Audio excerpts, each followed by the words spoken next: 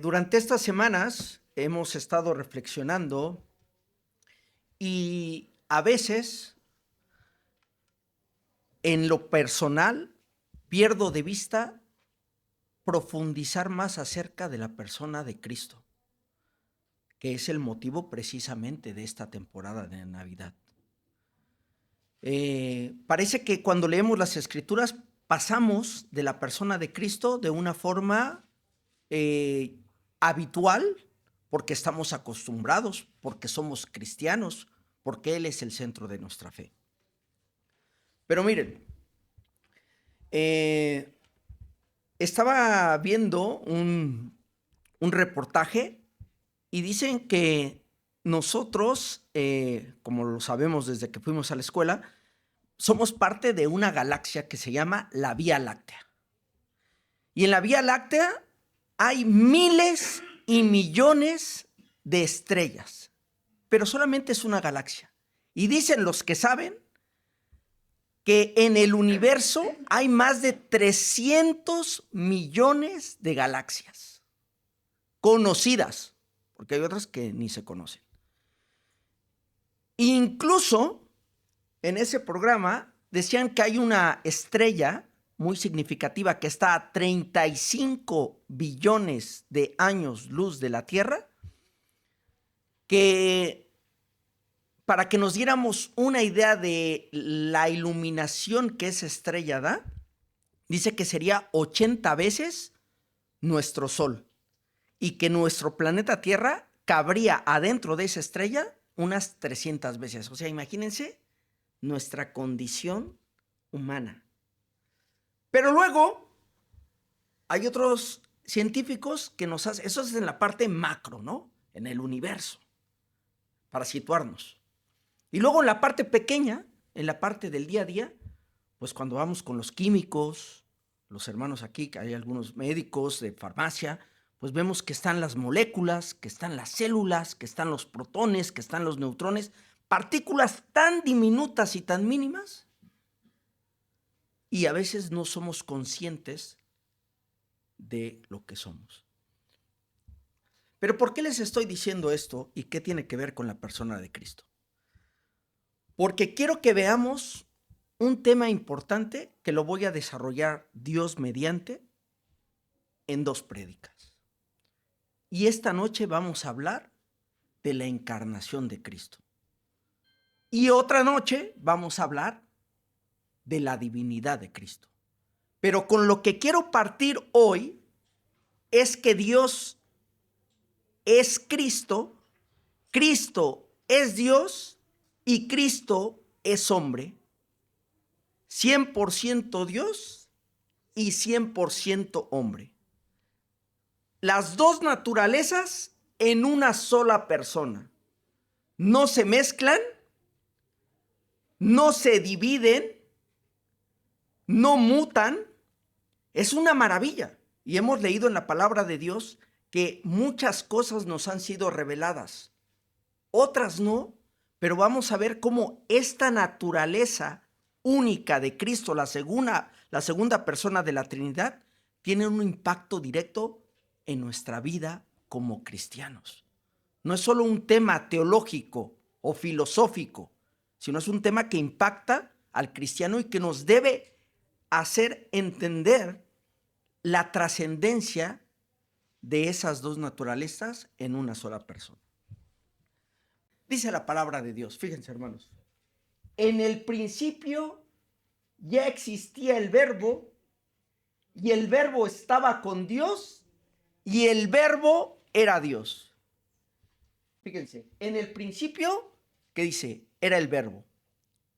Y el verbo era Dios y el verbo estaba con Dios. Y ahora vamos a ver qué dice Génesis. Dice, en el principio creó Dios los cielos y la tierra. Hermanos, esa pequeña analogía con la que inicié del universo y de nuestras células, imagínense que el verbo, con solo la palabra, Dios creó todo, absolutamente todo lo que muchas veces en nuestro día a día no somos conscientes. en el principio creó Dios los cielos y la tierra.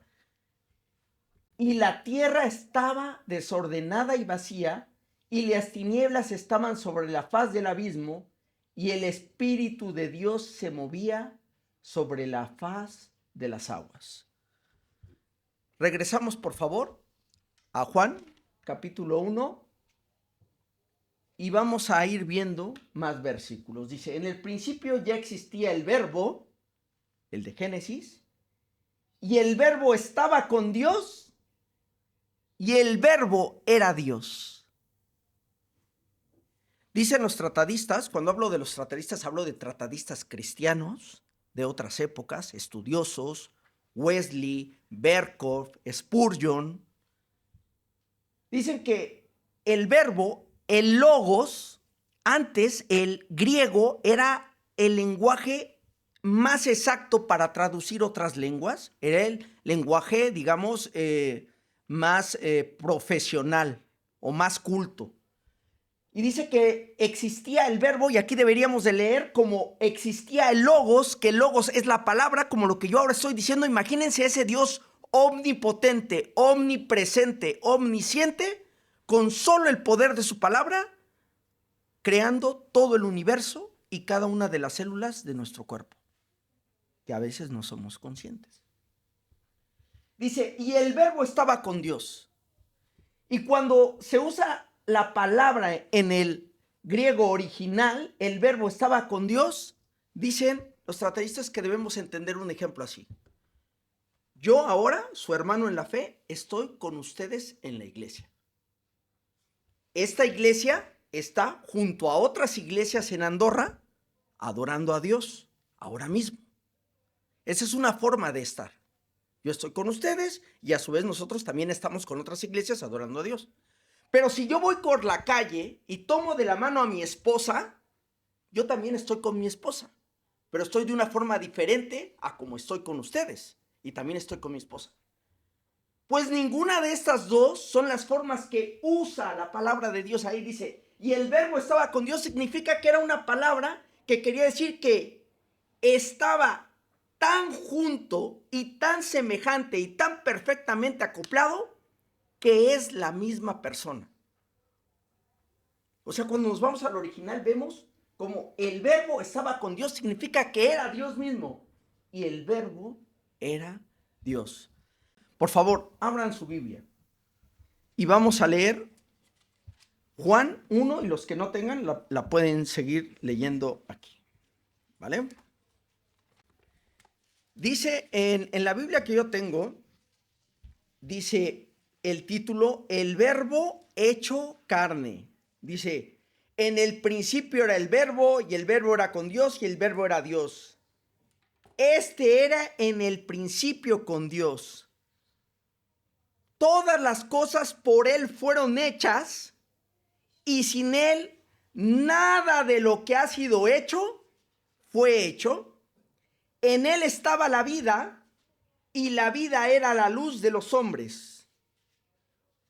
La luz en las tinieblas resplandece, y las tinieblas no prevalecerán contra ella. Hermanos, en estos 4 o 5 versículos, Juan nos revela el misterio que hoy quiero compartirles, y que primeramente lo tomé para mí, de la encarnación y también de la deidad de Cristo. Fíjense, hermanos, ¿por qué es importante? Dios eterno y hombre perfecto. Ambas cosas son verdad al mismo tiempo. Esta verdad no es solo para ser confesada, sino para ser vivida. Impacta profundamente nuestra relación con Dios, porque cuando la entendemos, hermanos, entonces podemos descansar plenamente conscientes en la persona de Cristo, y nos ayuda a fortalecer nuestra vida cristiana. Hebreos 1:3 dice, el resplandor de su gloria y la imagen misma de su sustancia. Ese es Cristo. Y afirma en Hebreos 2:17, por lo cual debía ser en todo semejante a sus hermanos. La herejía. ¿Por qué les hablaba de la herejía? Miren, ha existido siempre la herejía desde el primer siglo de la iglesia cristiana. Los gnósticos, que en la actualidad incluso hay, pero eran, digamos que era de cómo se originaban esos gnósticos, dicen que significa los que saben, pero claro, todos los centran en la sabiduría humana. Y entonces ellos dicen que la salvación era por el conocimiento secreto. Hablo de los gnósticos de entonces y la derivada que hay en la actualidad. Y ellos decían que Cristo no había sido hombre, sino que era más bien como un fantasma, porque no había tenido cuerpo, sino que tú veías ahí un espectro y que decías, bueno, yo creo que era Jesús, pero no lo tocaban y no era de carne y hueso, digamos. Los cetistas, que eran otros herejes de esos primeros siglos, decían que parecía un ser humano, pero que era como que Dios tenía que personificarse, pero que no era humano.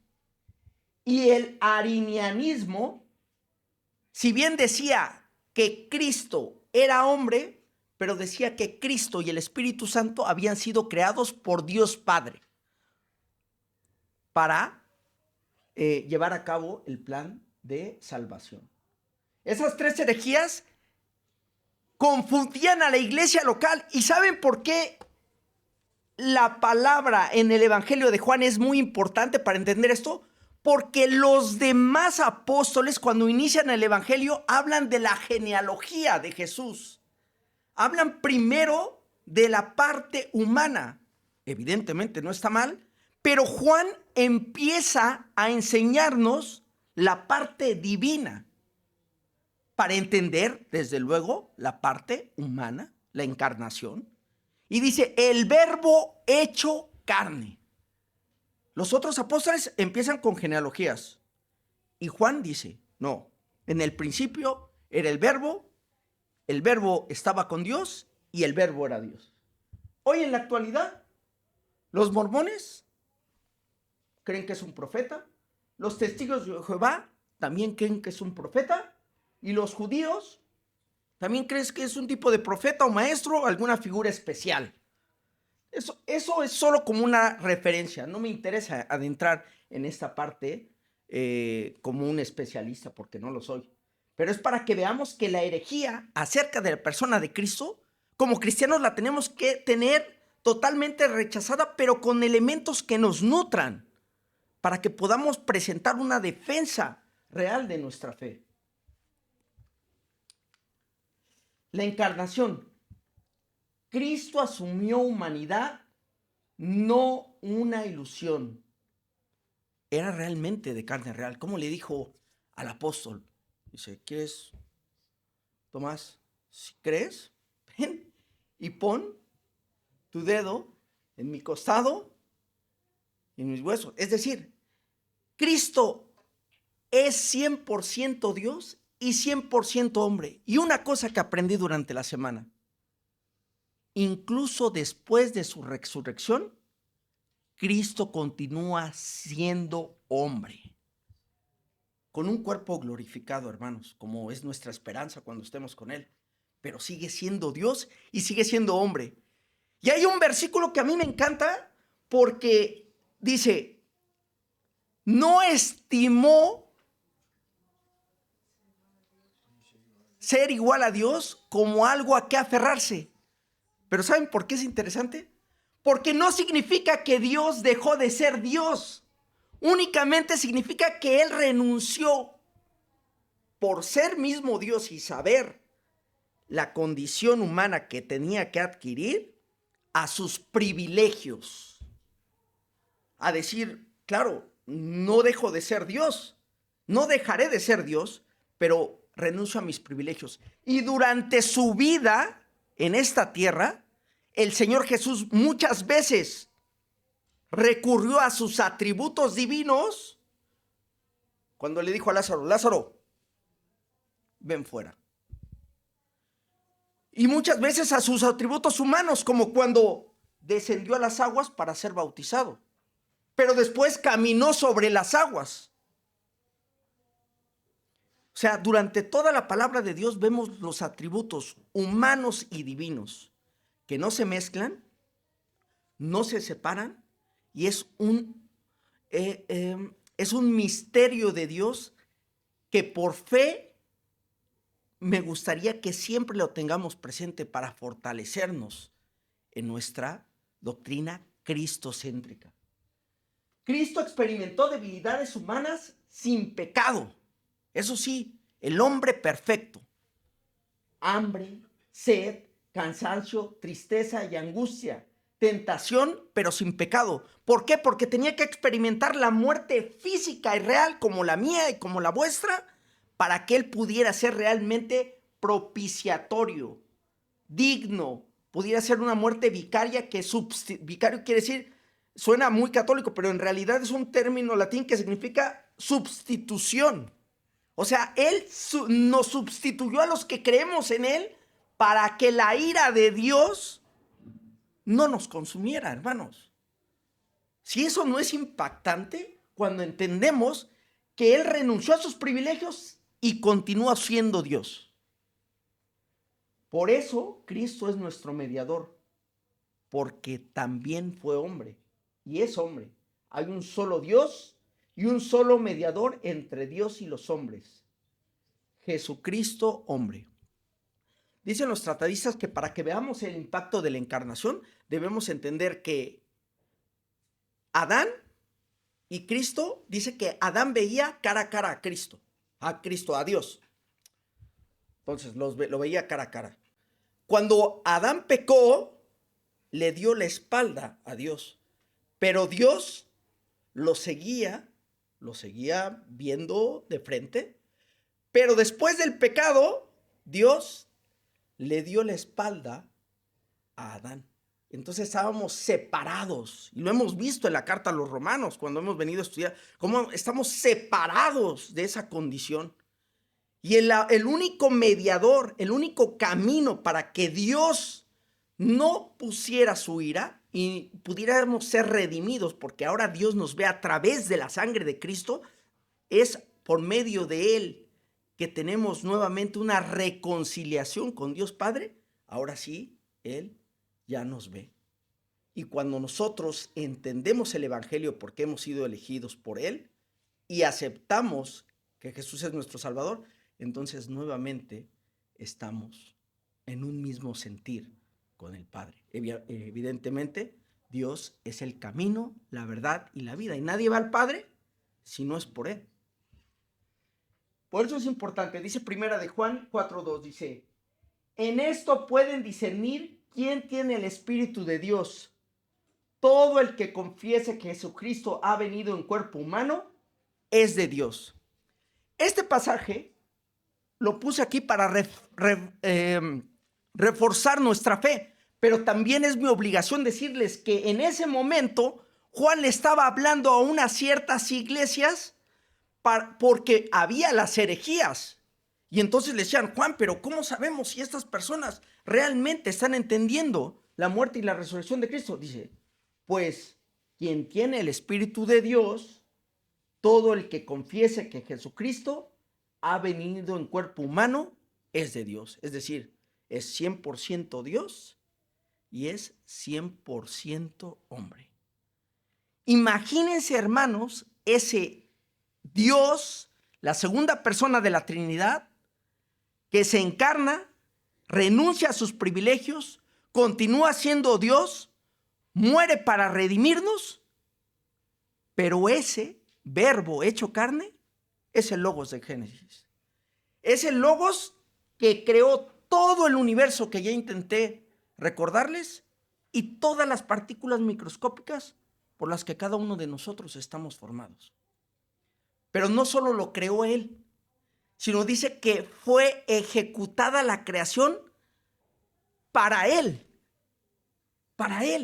porque también él es Dios. Todas las cosas por él fueron hechas y sin él nada de lo que ha sido hecho fue hecho. Ni yo, ni ustedes, ni nada de lo que existe en el universo. Por él fue hecho y para Él fue hecho. Dice que toda rodilla se doblará y confesará que Él es Dios.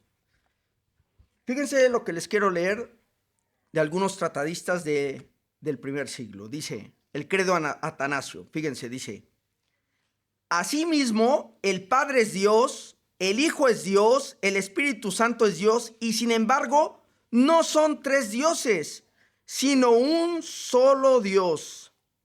Porque así como la verdad cristiana nos obliga a reconocer que cada una de las personas de por sí es Dios y Señor, así obliga a reconocer, nos prohíbe decir que hay tres dioses o tres señores.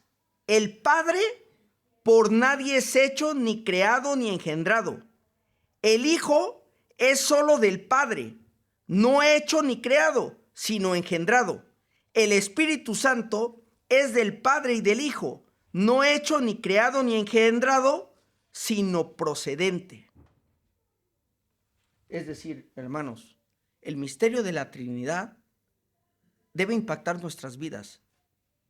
Y especialmente la persona de Cristo como nuestro Salvador es la que nos tiene que acompañar para entender absolutamente todo el plan perfecto del Señor. Y que esa noche podamos estar aquí aprendiendo más acerca de Él. Es una bendición porque viviremos adorándole y glorificándole por todos los siglos. Dice que cuando estemos con Él ya no habrá luchas, ya no habrá enfermedades, ya no habrá dolencias, ya no habrá tribulación. Hoy iniciamos la reunión recordando de todo lo que el Señor nos ha librado, rescatado y sostenido, de todos los problemas que hemos vivido. Pero cuando recordamos quién es Cristo al que venimos a adorar hoy, entonces esa esperanza viva de la vida eterna, de que ya no habrá más sufrimiento, es la que nos debe motivar todos los días a descansar en Él, a glorificarle a Él, a amarle a Él, a servirle a Él. Si el mismo Dios se hizo hombre para morir por ti y por mí en una cruz, en la muerte más vergonzosa que existía en aquel tiempo, ¿cómo no nosotros, hermanos, aprender esa humildad y ese servicio, pero para glorificarle a Él? Dice que todo lo que hagamos sea para el Señor. Todo, dice todo, lo que pensemos, lo que hacemos, lo que queremos, lo que anhelamos, lo que somos, lo que aprendemos, todo sea para la honra y gloria de Dios. Es decir, el verbo, que es Cristo, que es el Logos, era preexistente. Dice, yo soy. No es que seré, he sido, no, yo soy. Es decir, más allá del tiempo, más allá de lo conocido, está Dios. De una forma que nuestra mente humana a veces no entiende, pero que nuestra fe nos permite descansar en esa promesa. Dice, el eterno, el sempiterno, el único y sabio Dios, omnisciente y omnipresente, por los siglos de los siglos, su nombre, gloria.